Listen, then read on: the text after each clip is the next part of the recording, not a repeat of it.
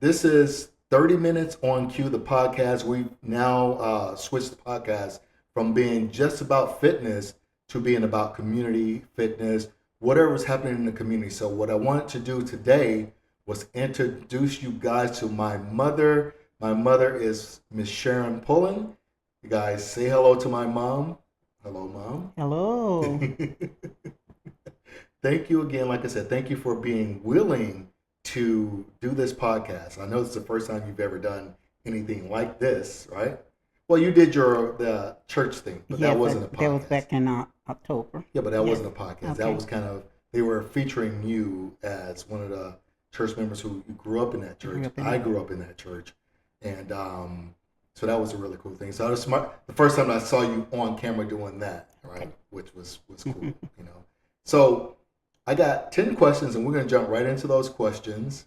But first, where did you grow up? I I grew up in the city of Atlanta, Georgia, southeast side of town near the Grady Hospital.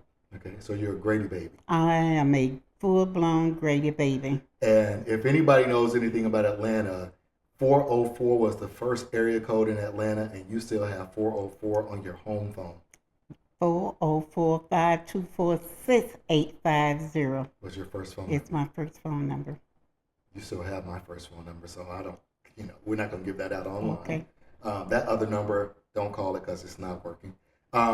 So, with that being said, I wanted to jump into some questions, and this is a relaxed session of questions. So, um, you are my mother, and so the first question I have is: was I a planned baby, or was I one of those oops type things? Did you know I was Oh coming? my God. Well. You may be surprised, but you were a planned baby. I was not surprised about that answer. I Uh, actually kind of knew that answer. well, yes, you were 3 years different in age from your oldest brother. Okay. So I had time to plan, but well, Yeah. Yeah. didn't take my, yes, I did. Okay.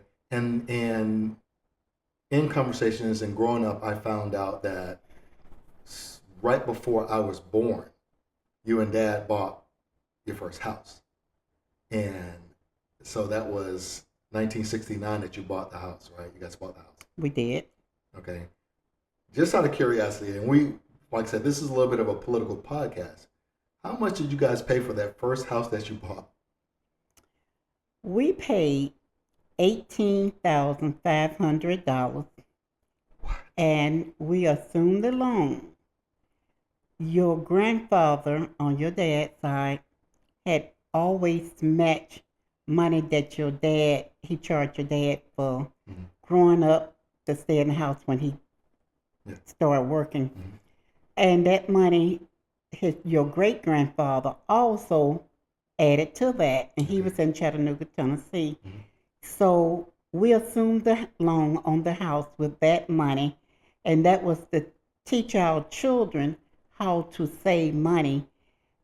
When you're trying to raise them, you want them the best for them. So they wanted to give him the money, give us the money to buy the house. Oh, So nice. from Okay. 18.5, it went down to like sixteen Oh wow. $1,000, 16,000. and So that's 1969. the house note was $124 a month. So the mortgage payment is $124. 24, and I still have checks to show. Yes, And mind you guys, I am 56 years old. I turned 56 in March. This was in 1969 that this house was they got it for 18,000. And so, when we talk about affordable housing, at that point in our history, housing was affordable. yes, Um, I think the neighborhood that we grew up in at that time was considered to be middle class. middle class. Okay, working class people. I remember my father having a job, and throughout my childhood, most of the times until I went to school, you didn't work. No, I did not. I took care of the children. Right, right. And then slightly after we all were out of the house in school, you took a job. Yes, Okay, so and you took a job. I think the first job was where? I was working part time at J.C. Penney's in Okay, bookkeeping, okay, and I had applied for a job in the insurance industry, Atlanta Mutual Insurance out on 1372 Peachtree, Mm. and I worked there in bookkeeping and accounting. Okay. Okay. And at that time, you didn't have any accounting degree or any of that kind of stuff, right? No, but I did go back to school Okay. to Clayton State, and I went in business administration. I stayed there a year, and I decided to go over to Atlanta Junior College. Okay. So that's where I completed my education, and I wanted to be an entrepreneur. Okay. And for 40 years, 10 years at my house, 40 years I was working for Allstate along with the Florida business. I worked at Allstate Life Insurance. I was the head of the purchasing department. Mm. And so that's where I spent my time. And my total time of having my business was 30 years. Mm. Yeah. I'm sorry, 40 years, 10 at the house, 30 at the same location in College Park, Yeah. Georgia. Yeah. Yeah. I do remember growing up, you were working a business part time at the house and Yes, then still working another job, at in all which state, yes. so I think that's a lot of the entrepreneurial influence that I have and why I have my own business now is that I saw that kind of I grew up with that experience of Yes, having you my did. parents be. I remember, Dad working a job where he had to go up towards Cumberland Mall, up work for Dunwoody, Cyanamid, right? And when they closed down, they wanted to relocate him to Philadelphia, correct. and he said no, he wasn't going to uproot his family. So that's when you guys basically got into the entrepreneurship and went full fledged in the florist business, right? Yes, Allstate was getting ready to downsize, and there was 173 of us lost our job. Yeah. And I had also gave my time at other florist shops Mm. just to get extra training. So we decided it was time for us to open the business, and so I did own my business, he and I, Yeah, I remember that. I and it remember was that. very successful. So I'm gonna rewind just a little bit Okay. because I have these vivid memories of my childhood, and those were the fact that we played outside all day long. We were really close to all of the neighborhood kids. What was your relationship with like the neighbors in the neighborhood that we lived in? Oh, well, I was the youngest, my husband and I was the youngest couple that moved into the community. And I consider myself as a people person.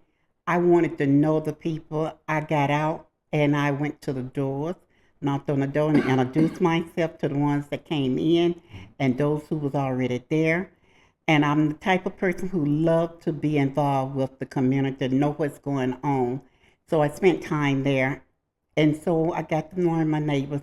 And to this day, when they call on somebody, they always call on me because I'm still there and I still know my neighbors that's still living. Yes. And so there's a story that my wife tells, and it's when we first got together and she moved into my place. How do you know all your neighbors? And so now I know where I get it from Mhm. because you I, you and Dad. I remember, our house was the basketball court of the neighborhood that's right. until there was a local park that opened up the street, and so those memories of our neighborhood are things that I listen to people these days talk about. Oh, we need to take our country back and our communities back. I somewhat agree to that point of we need to go back to a time when we actually knew our neighbors, You we need talked to. to our neighbors. You and I had a conversation, and I used this in one of my campaign speeches. Um, I was at a town hall meeting in your neighborhood, and when I stopped by the house, you said, you know what, one of the problems with the community today, and it was that we can't go next door to the neighbor and borrow a cup of sugar anymore That's for right. Kool-Aid. And so that kind of stuck with me, and it made me realize, and this is one of the reasons why I wanted to do this, because I feel like there is so much talent in our communities. We don't talk, so we don't know. No, And so I feel like if we started talking to each other a lot more, and this is a medium to talk with each that's other, right. for people to get to know their neighbors, if we do that, I think we can build a stronger community. And I think, that is one of the things that we're missing. I'm missing the fact that we had strong communities growing up. We did. Yeah. And your father would go out and play basketball with you guys. And so the young men in the community, they was very obedient, and anything he tell them to do, they did it. And I also made breakfast every morning since I was not working at my early years of marriage. So after having children there in school, we live on a corner lot, and the bus came by, and they always came. The kids came. That was you all's friends, and they had their sausage and biscuit or something that I could give them, and their parents at work was really grateful for that. So this is one of the parenting questions. Okay. Okay. What was one of the most important lessons that you wanted to teach your sons growing up? I would have to say what was our most important thing that we wanted for our boys to learn how to be responsible. We told them that they needed to work when they became teenagers. We taught them how to do things that they could be a survivor in this world, that they needed to work for a living, not to look for someone to give them, but work for whatever in order for you to make your money and have a good life. And I can say safely, you all have really been a blessing to me. Yes. Okay, so now with that being said, because this is my podcast and you are my mother and we're trying to get people to know me, Okay. what has been one of your proudest moments about me in my life? Well, Quentin, it's not hard for me to say this, okay? For you to, I came to California for your graduation, high school graduation. I'm sorry, your college graduation. Yeah. And when you walked across that stage and you had this long, beautiful scarf, cum laude, magna cum laude, Yeah.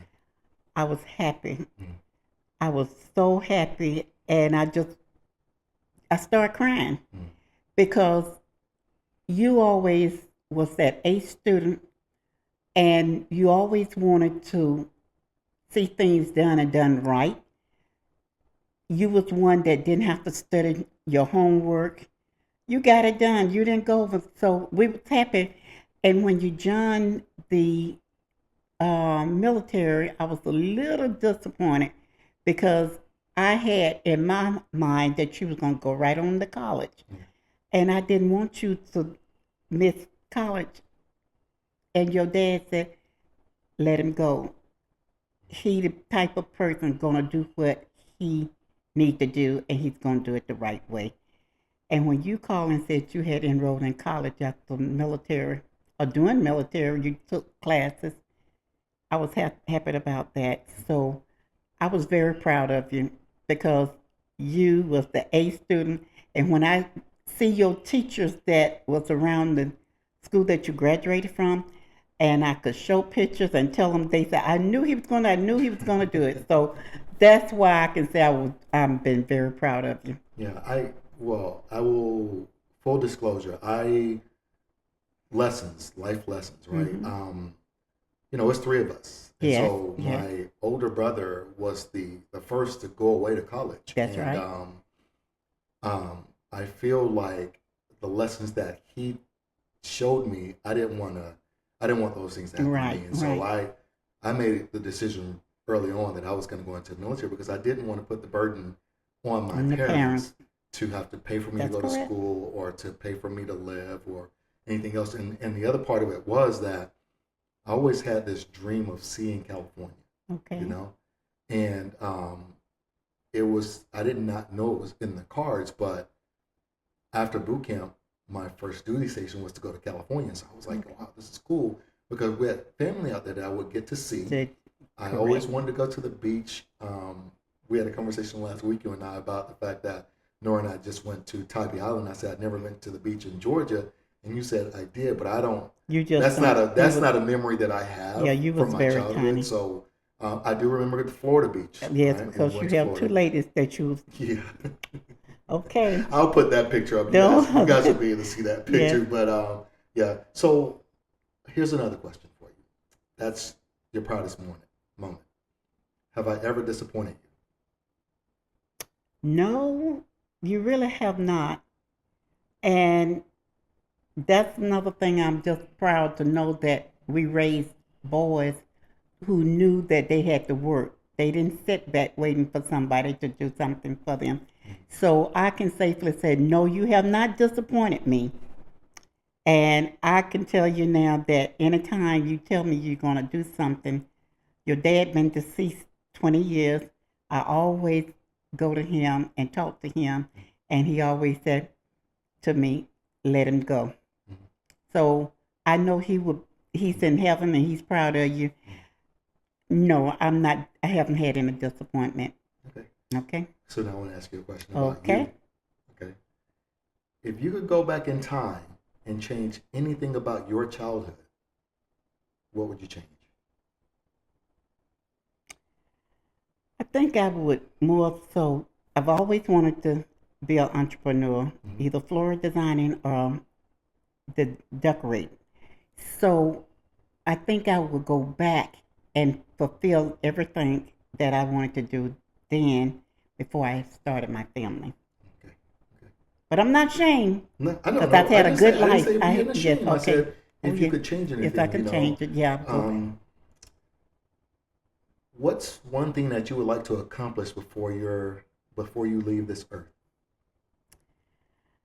What I would love to accomplish, and I'm still working at this, jotting notes down, I would like to write a book. Hmm.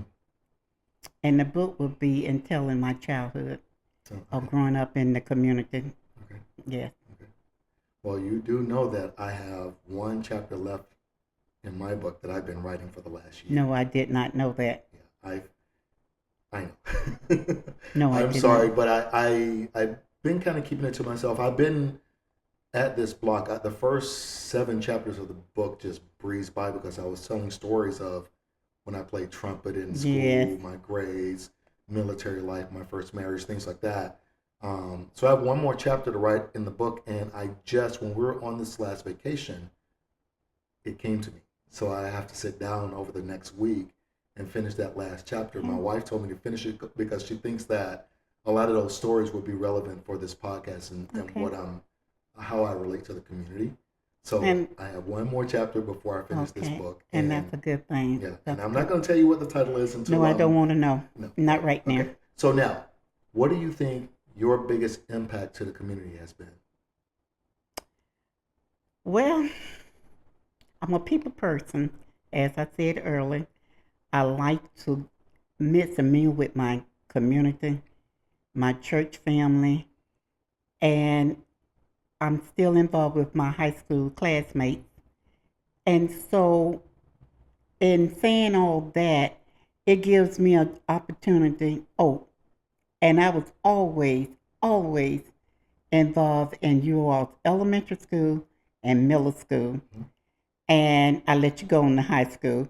But I wanted to be there to give my input on different things, raising children, and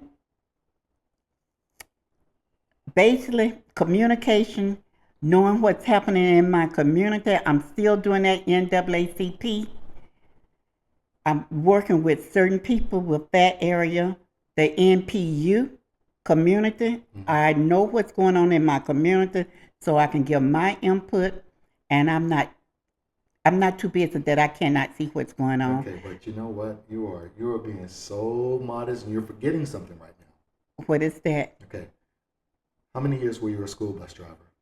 Oh, I was a school bus driver for Fulton County for 23 years. Okay, 23 years, Yes, and I have met a couple people that were kids on the bus that you drove that are now adults. adults. Okay. And one of the most common threads, and this was a common thread, and I'll take it back to I didn't really want to talk much about dad in this because I didn't want to have that affect me. But when dad passed away,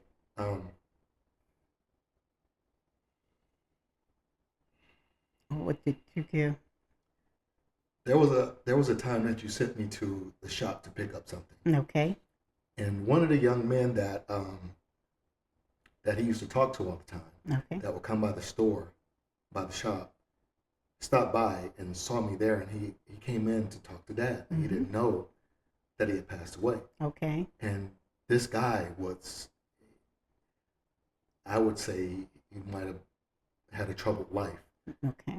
but he broke down in tears and cried right there because of Dad being gone Mm-hmm. and the impact that Dad had had on his life. And he told me stories of how he would come there almost weekly and have And conversations with Dad. conversation. And so the two of you guys would have an impact on the community that Mhm. way Yes. with how you mentored those kids on that bus and held them to a higher standard of how they dealt with people, That's right. which helped them to be better humans. So you've missed that part. That was a great community impact because It was a very. I'm sure you still get kids that you run I into get them all the today. time from Greenbrier Mall to Kroger's and Publix. And they always said to their mother, "This is Miss Pullen who was our bus driver. Miss Pullen didn't play. Miss Pullen this." So it makes me feel good. And then they let me know they have started their family. And I'm still trying to let them know you have a child, but that doesn't stop you from being who you want to be or get to be. But let me just put a pin in this. One of my students, I went to the varsity Mhm. just before I got ready to leave work and had him on the trip. And I heard this little boy, little short guy, he kept saying, "Miss Pullen, Miss Pullen, Miss Pullen," over the counter. And he was one who stayed in trouble. Mhm. And I had to write him up, but it was something about him. And I went into school and I talked to the teacher, and she said, "He an A student, he's smart, but he don't have the parents Mhm. to work with him." So, however, he told me he was getting ready to graduate from Georgia Tech. He lived in an apartment with a friend, and he said, "I work here part time, and I work here." So that made me feel good. And everybody in the boxes that was putting their order in, they started clapping their hand. "You did that for him. You did it." So again, talking and helping children, even adults, you can have that communication makes a difference. It makes a difference. Absolutely. Yeah. So I have tried to do my very best to share what I learned coming up. Mhm. The parent that raised me and the parent that raised your father. And I want to go back and say your daddy turned 21 years old the next day after we moved in the house. And he didn't have nobody to sign for it. So that is a blessing to you boys, okay? Yeah. Okay. So now we've gotten through 9 questions. We have We one got more one question. more? One Okay. more question. Okay. If you could tell the world anything about me, what would it be? The one thing I do know, if you set out to do something, you'll get it done. The best of your service you're going to give to whatever you're setting out to do. If you're building something, you're going to complete whatever you build. If you, b- oh, you just, I have to say this. He's a mathematic major as well and does numbers. That stood out there for me to bring that out because you are a strong minded person. You never wanted to surround yourself around people who didn't want trying to do. And not that you thought you was more, it's just that you didn't want to get caught up in the wrong group of guys. So that made your father and I very proud of you. And again, to this day, I talk to your father about all you guys. If I would say everybody that have children more than one, they're gonna all be different, but they can all be have their own way of doing things, but they can also be successful if they listen. And you have been one to listen, and so your dad and I are proud of you. As we're getting ready to close, if you haven't gotten a chance to learn Quentin D. John, Coach You Q, just give my whole government name. that's all right. It's already All right, there. so now, no, wait. So now we're gonna have to back up. She just said my entire name on. I don't really tell people my middle name. Okay. So tell people how you decided on the name Quentin Dijon Pullen. I used to look at Dark Shadow as a young teen, and I thought Quentin was such a good-looking man. And after he was born, that's what I decided I wanted to name him. He got Dijon from my dad's name, my father's name, John. So my sister-in-law said D need to go in front of it. So that's how he got his name, and I love it. And he's handsome as the Quentin that I used to look at. Get to know Quentin. Yeah. You would. He's gonna be strong-minded. So if you don't know what you're talking about, he's not gonna walk away. He's gonna make sure you know exactly how he feel, and I guarantee you, once he tell you, you're gonna be happy to know that Quentin is gonna give the best of his service on anything that he does. I Okay. appreciate that. Hey, that was painless, right? No, It wasn't bad, right? No, It I wasn't feel bad. I So feel good. Your So first podcast interview with your son. praise the Lord. Yes, indeed. Okay. So anybody watching, this is 30 Minutes on Cue. This was my mother, Sharon Pullen. I'm not going to say her whole government name like she did me, but you know. Thank you. Well, Thank you for sitting down and being willing to talk with me about this stuff. I'm sure that we could have a whole hour's conversation, yes, we could. you know, yeah. of this stuff. And I am going to push you to write your book. I'm working at it. Okay. I'm working I'm at going to it. push you to write your book because there are tools now that make it easier for you to do that. Well, Right? we're gonna have to work on So this. with that, you guys, thank you for tuning in.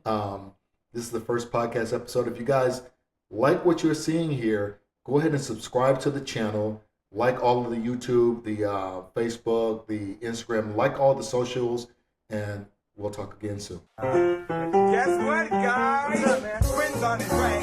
Quinn's on his way.